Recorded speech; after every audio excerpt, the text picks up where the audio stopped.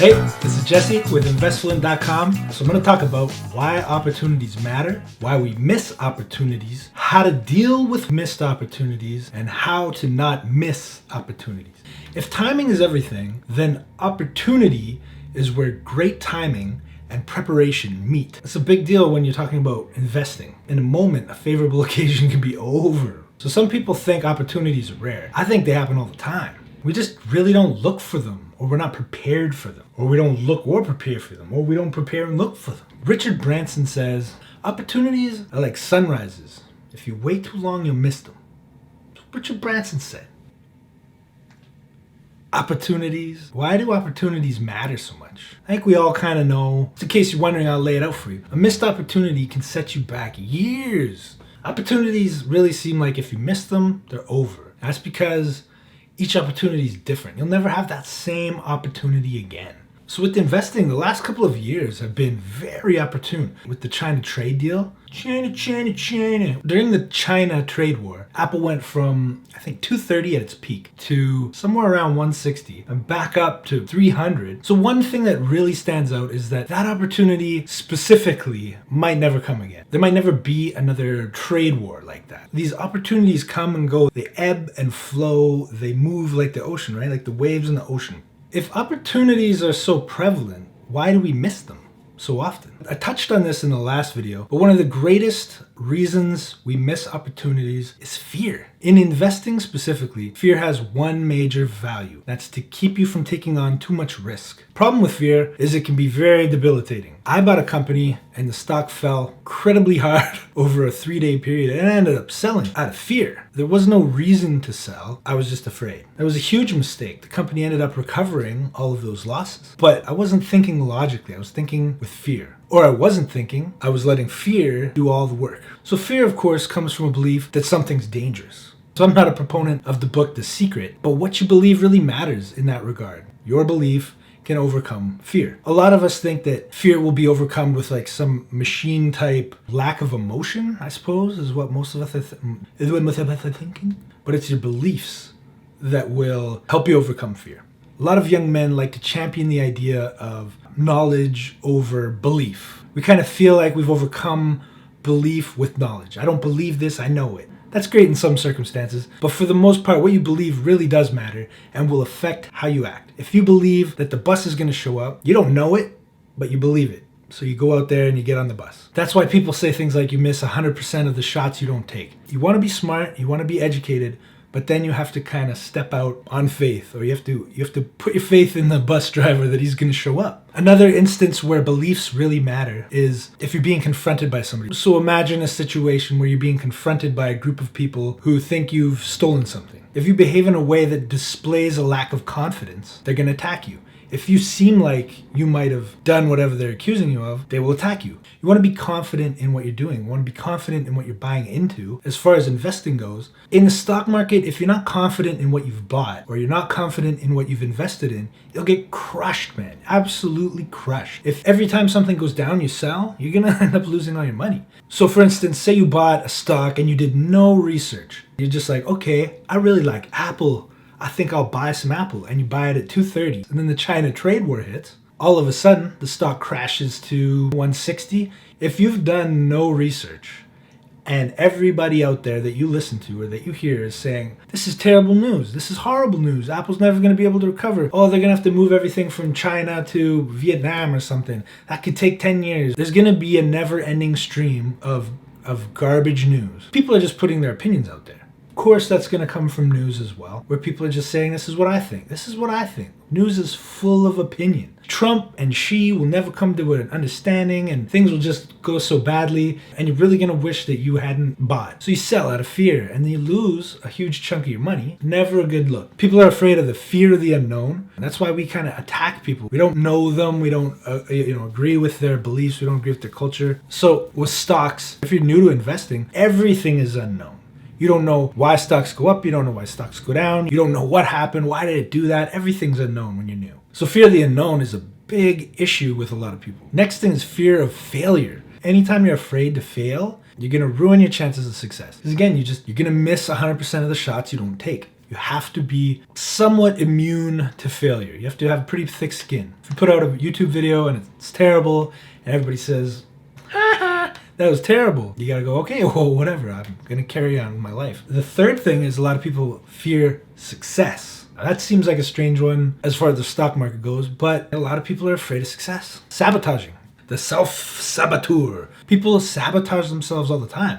That's because they're afraid of success. An example might be if you're asking out a beautiful woman. You're using logic to talk yourself out of it. You're saying like, oh, she won't like me. I'm balding, I got dry skin, I don't know, whatever the problem is for you. You're gonna use those ideas to talk yourself out of it. If you're afraid of success, you're gonna say like, what if I meet this woman and she wants to get married and I don't want to get married, or I don't like her that much and then I have to break her heart and all these kind of things. Like it's absurd, but people are afraid of success. So the second issue is wasting time. Things that you do to waste time. It's a long list. In my own situation, it's an incredibly long list. There's a lot of bad expenditures of time. Trivial tasks that really don't matter. A lot of really productive people wear the same thing all the time. I can't remember who it was, Albert Einstein or someone who was noted as always having, had a wardrobe full of the same clothes. But they say have a uniform. So you spend a very small amount of time making decisions. A lot of people only have a certain amount of really good decisions they can make in a day. So you want to save those good decisions for when opportunity knocks. The next thing is unproductive actions. When it comes to like saving money, a lot of things that you're wasting your money on are unproductive. You don't probably need Netflix. You don't need a bunch of stuff. You don't need to drive around all day in your vehicle. Procrastinating. And I don't mean when somebody wants you to do something and you don't want to do it, but when you want to do something and you don't do it. You know you have a goal that you should be achieving and you don't do it. So that's just another way to waste time. Anything that's not beneficial. Anytime you're doing things that aren't beneficial to you, aren't getting you where you want to go, then it's wasting time. There's, of course, a lot of good expenditures of time, and most of them you could think about in terms of investing. Legitimately investing money, investing time with your family, investing in your children. I believe the children are our future. Show them all the beauty they possess inside. Something like that. Investing in skills. So if you're investing in yourself, in your skills, in your ability, again, that's not wasting time. Hitting the gym, working on them muscles, making all them gains. If you're thinking in terms of investing, whether it's in your kids or life in general, if you're making gains, whether it's muscular or mental or financial, if what you're doing you can speak about in terms of investments and gains, it's probably not a waste of time. Third reason we miss opportunities is bad friendships. It's a tough one to want to believe. It is, especially because you know people who aren't good for you. They're not good news. Maybe it's your boyfriend, maybe it's your girlfriend, and what they think, what they believe just doesn't mesh with what you believe. I've put it together as a voluntary caste system. In India, they have the caste system that's not voluntary, or even in like little monkey troops. I was watching a show about monkeys, and they have this caste system within the monkeys. I don't know if you'd call it a culture, within their way of doing things. If you are born to a certain mother, you have a higher place in the pecking order. So there's a voluntary caste system here. For instance, you don't see a lot of doctors marrying drug addicts. A doctor is in a different world. His friend group is different. The friend group of someone who's a drug addict are other drug addicts. You might know a few people who aren't drug addicts, but for the most part, they're people you're trying to stay away from, like your parents. Bad friendships can totally inhibit your opportunity. If your friend base is really productive, well-educated, moving forward, doing good things, maybe giving back to the community, whatever they're doing, if those are your friends, it can be a very useful thing. Or with investing, it's always easier if you know somebody who's investing. If you know somebody that's doing investing, it makes your life a lot easier. They say you become an amalgamation of the 5 people you spend the most time with. If you're spending all your time with Bill Gates and Warren Buffett, probably going to be doing pretty good. You want the 5 people that you hang out with the most to be better than you. And if they're not better than you, you at least want to look at the qualities about them that they possess that are better than you. So the fourth reason we tend to miss opportunities is risk. The risk always seems higher when you don't know what you're investing in. You kind of have to switch gears with stocks. So you work really hard.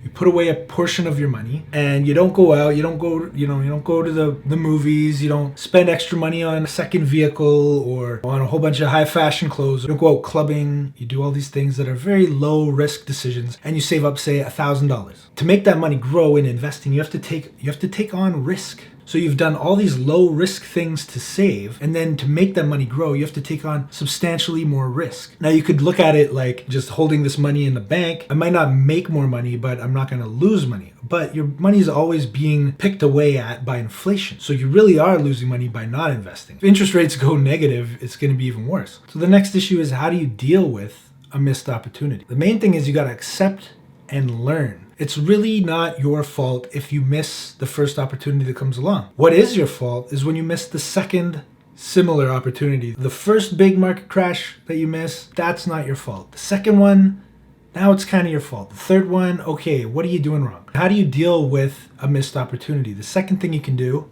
is look for another. On to the next one. Again, opportunities happen all the time. They're all around us. You need to be looking. You need to have your eyes open. You need to be focused. I don't mean maybe you need to be actively looking, like you don't need to type it into a Google search. How do I find new opportunities? Google searching how you can find an opportunity might not lead to a lot of results. But just being more aware is going to help you find opportunities. The more companies that you've researched, the more companies that you've looked at, the better off you are as far as investing goes. But this can go for anything at work. The more you understand the way the company functions, the way the people interact, who you want to know, who you want to befriend, who's going to be a valuable resource and help teach you and help you to move along and progress in the company, knowing where you want to be within a company. Maybe you have the opportunity to be a manager, but being a manager isn't what you want to do. Maybe you have the opportunity to do more away stuff, but that would be bad for your family. Or even in the housing market, if you don't know what a house goes for, you're not going to know when the housing prices are low. You're not going to know when the housing prices are high. Is it better to buy a single family home? Is it better to buy a condo? You want to take time to expand your knowledge. That's the big key here. You want to be expanding your knowledge no matter what it is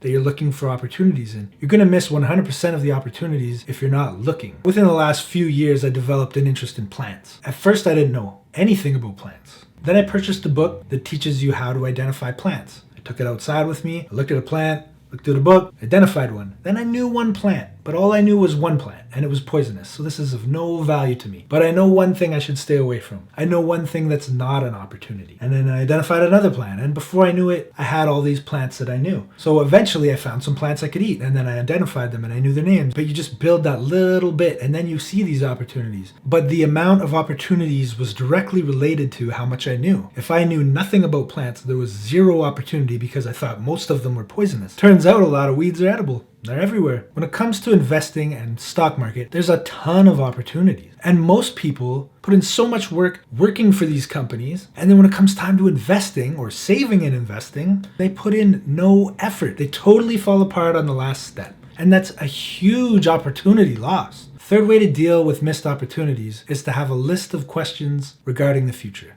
So much about investing is speculative. You need to have a huge interest in the future in order to know even where the most boring of sectors is headed. Warren Buffett famously uses the example of a farm. And it's quite easy to do the math on a farm. You have to speculate when it comes to how much will agriculture improve over time and how much you're going to factor that into the value of the farm. You have to be able to think in terms of what could be. What could the world be like? In a lot of situations, it's hard to imagine what the future will be like. I didn't see Netflix coming from a mile away. I didn't see all the blockbusters closing. Sometimes it's very difficult to tell what's going to happen. But you need to make a list, you need to ask questions, and you need to be interested about the future. How do you not miss opportunity? You have to be mentally prepared. You have to be thinking properly. Are you thinking about really small things, or are you thinking about large ideas? One of the greatest ways to not miss opportunity is to prepare. With investing, that would be researching companies, looking at the market. Things happen very quickly in the stock market. The ability to move quickly or to capitalize on any opportunity that comes up has to do with being prepared. The third way to not miss an opportunity is to have your goals set out. So you could say, like, I want to buy this stock at this price, or if this happens in this company, I'll consider investing. If such and such a company can pay off this amount of debt, then I'll consider investing in them. Or say if this company becomes profitable, then it'll be a company I look at as far as investing goes. You need to be prepared in that you know what's going on, but then you also need to make some goals from that preparation. The fourth thing is to keep going. You don't want to look back prematurely because things need to reach their full conclusion. If you buy a stock and it starts dropping, that's not a good time to evaluate it. You've already done your research. Unless something's fundamentally changed, there's no reason to reevaluate. Be patient, be persistent, don't give up. If you like what you saw, give me the thumbs up and subscribe. And don't forget what I told you.